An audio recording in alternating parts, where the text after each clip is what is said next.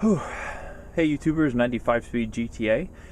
Today we're going to do a little project, and what the project is we're going to be replacing a driver's side rear caliper, brake hose, brake pad, and rotor on a 1996 Pontiac Grand Prix. What happened here was the car sat for a while, and the previous owner before had the brakes done on it. And what happened was either the brake hose has a leak in it or the caliper froze. And what happens is the caliper froze, so it froze in, and it was like while you were driving the car, the brake was constantly being used. So it grinded out the brake pads and it totally destroyed the rotor. Yesterday I took off both wheels and I inspected both of them. This is the problem. The other wheel on the other side is perfectly fine and has brand new brake pads on it. So we're not going to do anything to that wheel. Usually, sometimes when things like this happen, you replace both brake pads regardless. But in my situation, I'm going to leave that wheel alone because I know it's perfectly fine, and if it's not broke, I'm not going to fix it. First off, save yourself a lot of time and a lot of aggravation. Just get the right parts and get what you need to get the first time. Now, if you're not a mechanic and you're not car savvy, and what I mean by that is taking things apart and fixing your own shit, if somebody tells you you need a caliper, here's the thing. On most American cars, some Japanese cars, and specifically the W bodies, which is the Pontiac Grand Prix, Chevy Lumina, and such, they have four-wheel disc brakes, and the brake system consists of a caliper, a brake hose,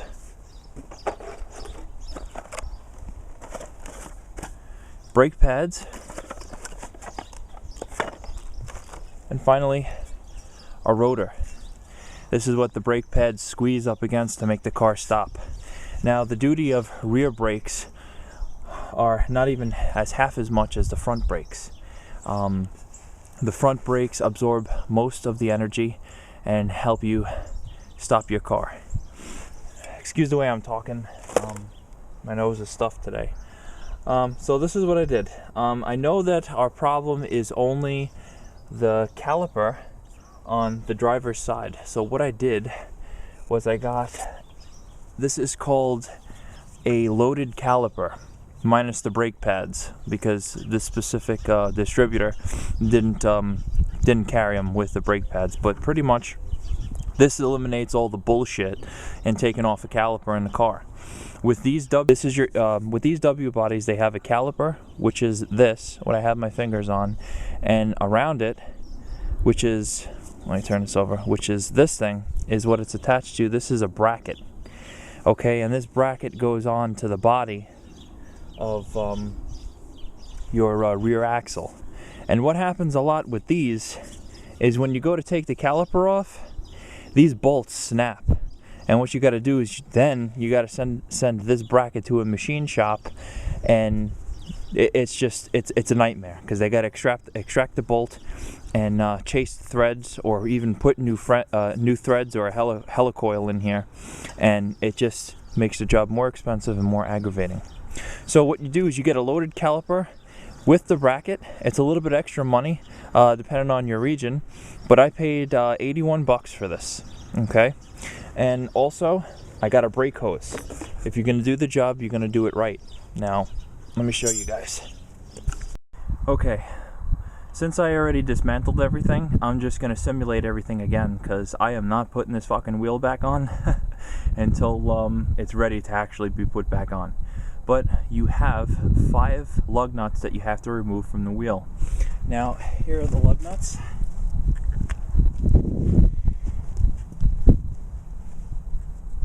These are vanity caps, which they got a thread in here, and what happens is once you put the lug nut on, you screw these on, and it just looks good inside instead of seeing the ugly things.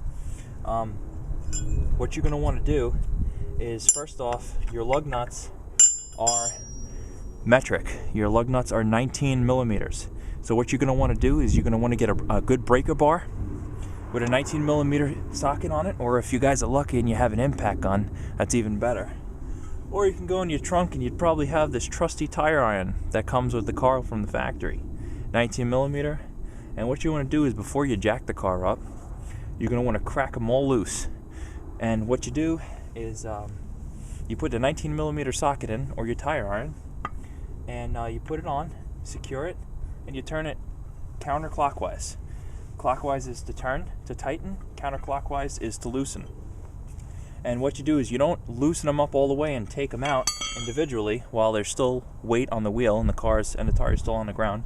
You just loosen them up, because once you raise the car up off the ground and you try to loosen them, the wheels are just going to spin. When taking these vanity caps off, be very, very careful, because they are delicate.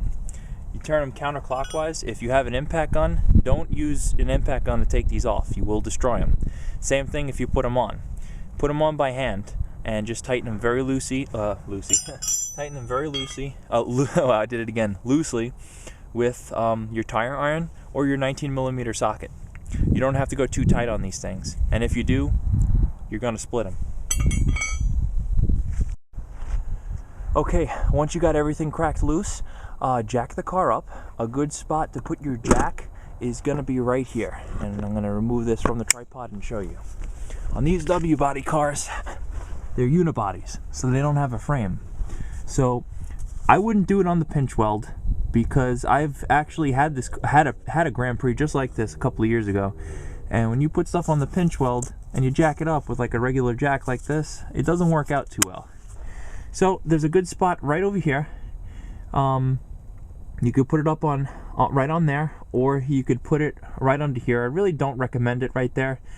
Depending on your region and how rusted out your frame is, don't take a chance. There's trailing arms. Your trailing arm begins right here, and that's where you could jack the car up. So once you cracked all the lug nuts loose, just jack it up and remove the tire, and I'm going to show you what to do from there. Alright, first of all, I'm going to explain this from ground up just so everybody can understand this. So here we go. This is our original assembly. I'm almost willing to bet, unlike the other side, the passenger side, the caliper and brake hose have been replaced recently, so the previous owner's story does check out. But just by looking at this caliper, I could tell that it's original, or if not, really, really old. So when you're stuck in a situation like this, not only do you want to replace the caliper, but you want to replace this too. This is the brake hose that I showed you. This brake hose runs to the main brake line, which is right here, and it's held together by a clip and I believe a 10 or 11 millimeter nut. Usually when you have a sticky brake system where your caliper locks up, it's either one of the two. Generally on these W bodies, it's always the brake hose that goes. But I actually think that it's actually two problems, where it's the caliper and it's the brake hose too. So I'm just going to replace everything, because once I put everything together, who wants to replace another rotor again if I just replaced the caliper and the brake hose was the problem too? Because if I replace the caliper and the brake hose doesn't get replaced, but this brake hose is still malfunctioning, well, you know what it's going to do? The caliper is not going to work properly. It's going to eat the rotor, and I'm going to be back to square one again.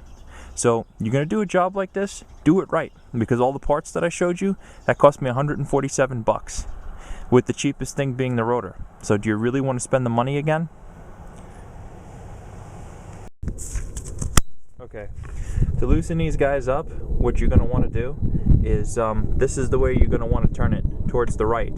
Now I know that I said counterclockwise is, this is to loosen is counterclockwise, and to tighten is right. Righty-tighty, lefty-loosey. But it depends on what your angle is and what your view.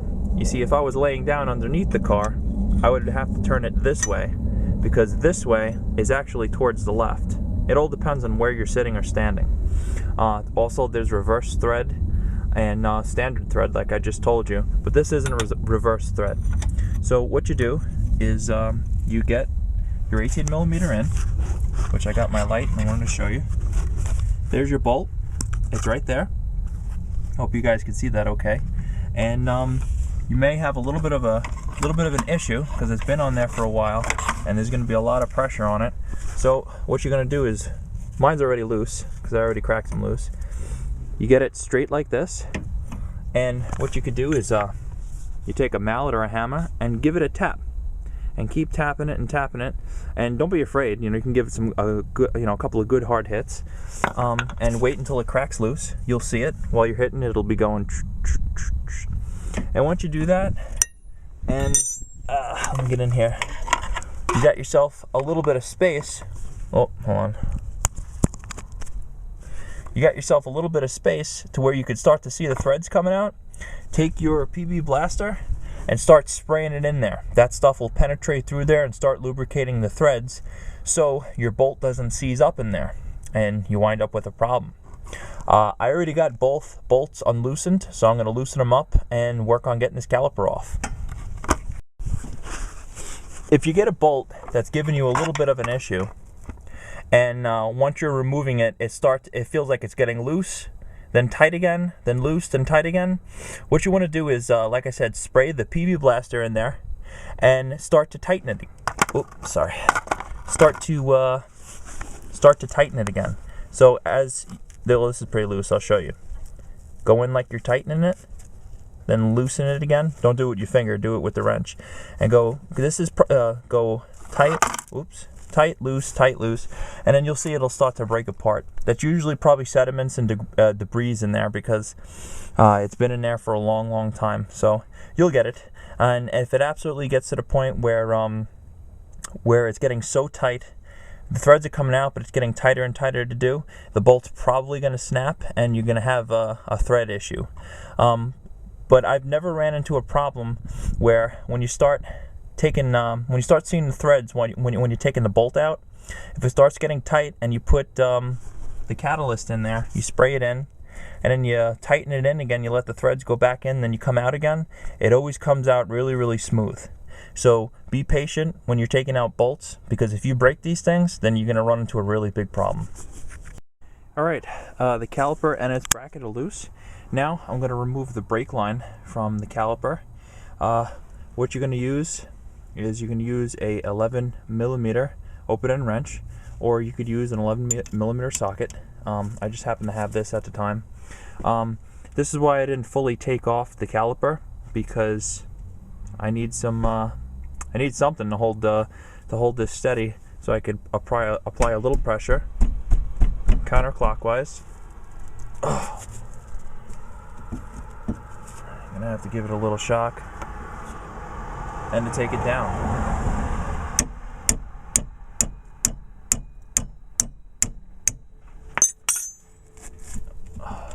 Okay, I cracked the line loose on the caliper. What you want to use is you want to use a 11mm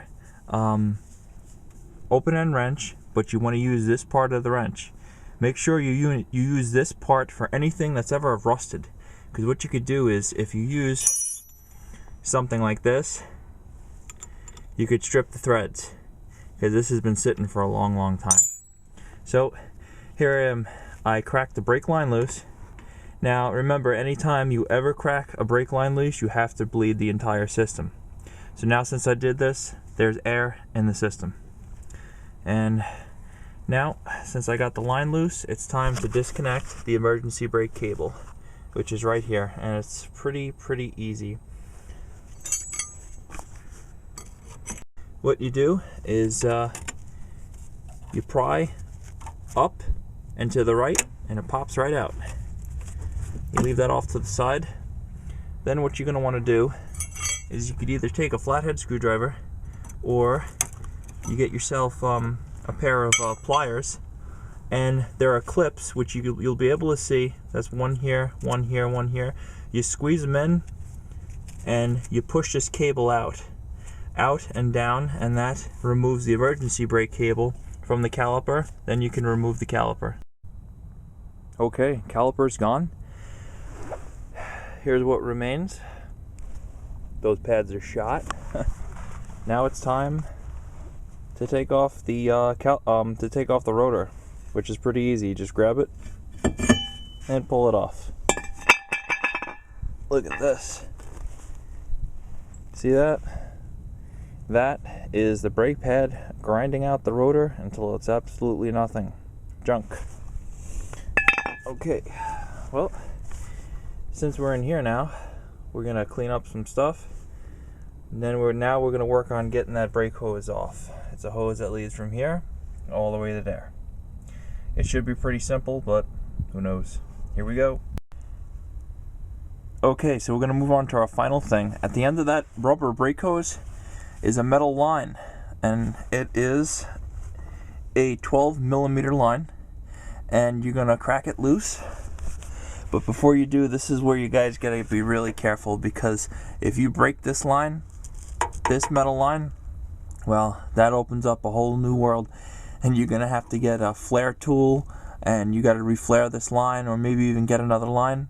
So this line wasn't that bad, but like I said, I lubricated it with the PV blaster. And what you do is you just get onto it, which I'm trying to do, trying to find a spot. It is a 12mm, it's just the position that I'm in. And you get it in, and you're gonna go this way, down.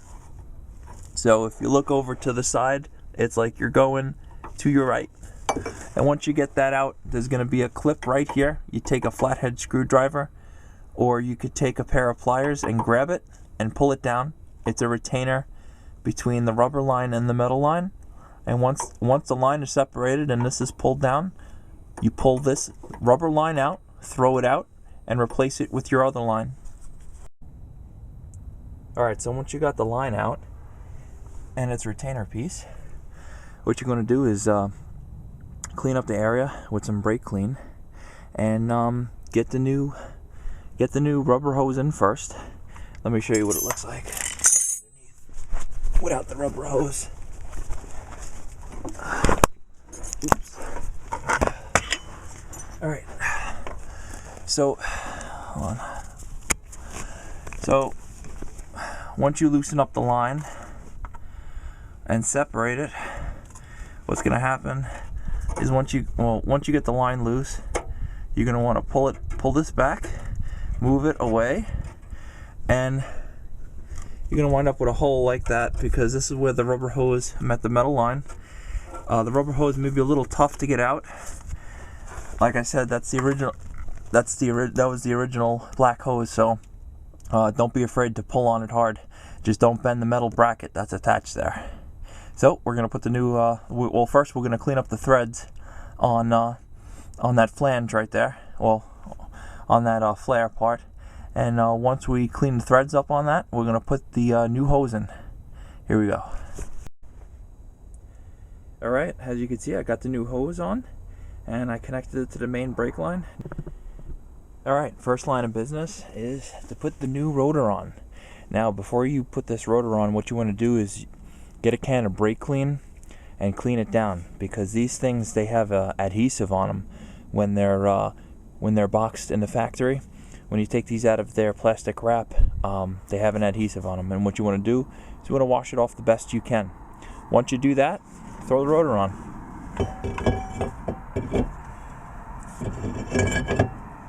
There's your new rotor. Now we're going to go ahead and put the caliper on. Before you put the rotor on, what you want to do is the caliper bracket holes, you want to make sure they're clean. And just to clarify, I'll take it off. And these are the holes I'm talking about right here. You want to make sure they're all cleaned out. And if you want, there's some stuff called thread locker. You could put that on. I'm going to put that on mine because this is the braking system. So you got to be safe about it. So now it's time to connect the new caliper to the new rotor and brake line and emergency line. Here we go. There's a bolt on the back of the caliper. Where are you? Right here. That you remove, and you just remove the one bolt. And what you do is, remember how you did the disassembly of the caliper bracket? Well, you put the caliper brackets onto the rear axle of the car, tighten them down, and once you have this off, this lifts up and goes back, and you can take your wrench and you can go in there very easily and just get them both out. Now, putting on the brake pads, I'll show you how to do that, because now that's the next step. As you can see, they're pretty much just clip-ons, and once you do that, you put your pads in,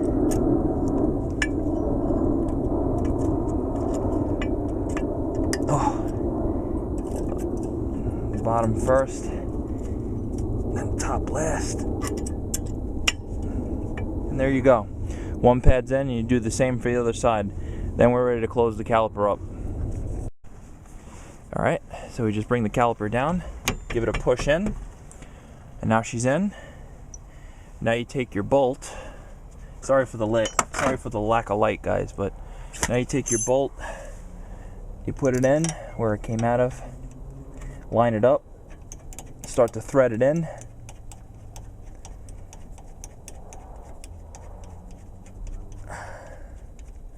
Hand tighten it till you can't go no more. Then you take your socket or your open-end wrench and you tighten it up. Now you move on to the brake line. The brake hose and the emergency brake cable. One thing I didn't mention till now is there is a emergency brake bracket that you have to take off the old caliper. I did forget about that. It's a 14 millimeter bolt. And there's a hole, there's a thread hole where you could shoot some of that PB Blaster, DW40, or whatever you prefer in there. I suggest that you let it sit for a while and then you remove it. Don't forget, this is what it looks like, and don't forget to transfer it over to your new caliper or you won't be able to use your emergency brake. Alright, so it's pretty much the same thing. Install in reverse order. The emergency brake cable, you just plug it on through, and when it comes to looping it, let me get a better image. When it comes to looping it around again, what you want to do to make things a little easier is take your crowbar, and camera and everything's in the way, just put it in and just wedge the arm. Oh, I'm gonna move this back. Wedge the arm, you'll get it. Okay, so we got the new brake hose on, we have everything attached, we have everything pretty much done, and the only thing we have to do is bleed the system of all its air and give it a test. So, let's do it. Okay, so we're pretty much done. Well, actually we are done. I did all the bleeding and everything on the caliper and we're all set, but I wanted to show you guys, because I didn't get a chance to show you guys physically on how to do this, so I'm just going to show you now. First of all, when you do a brake bleed procedure, this is your bleeder right here. Generally, the bleeder valve is a 10 millimeter bolt, which you use an open-end wrench for either end. And this is what you do. First of all, the way I do it is you need two people to do the job. There's other ways of doing it, but I don't have much time to explain because I'm running out of tape. What you do is you have the person in the car pump the brake pedal until it gets solid, and you have them hold the pedal. And while they're holding the pedal, you put the part of your wrench in, and you turn it counterclockwise, and you'll see air and some fluid come out of here. While they're still holding the pedal down to the floor, you tighten it closed again. Then you have them pump it again, you repeat the process. This eliminates all the air from the braking system, which is very important. Once you do that, then you get, and all the whole brake system is functioning properly, then finalize everything and you put the wheels back on and then the lug nuts. Tightening lug nuts is a sequence, and this is a 5-lug car, and it's not like some old Fords where it's 4, so there's actually a sequence to it. What you do is, while the car's up in the air, you get all of the lug nuts snug, and what you do is, once everything is snug, you lower the car down on the jack. You lower the jack down so the wheel's on the ground, and you tighten them in a sequence. So you'll start with the first one up there, then you'll move down to the second one, third one, fourth one, fifth one. You have to do it so it equally closes in on the rotor and nothing's crooked. So once you do that, you get out your torque wrench and you torque it to about 100 foot-pounds, and then you're done. And that is how you replace a rear caliper, brake pads, and rotors and brake hose on a 1996 Pontiac Grand Prix. 95 speed GTA, guys. Thanks for watching my video.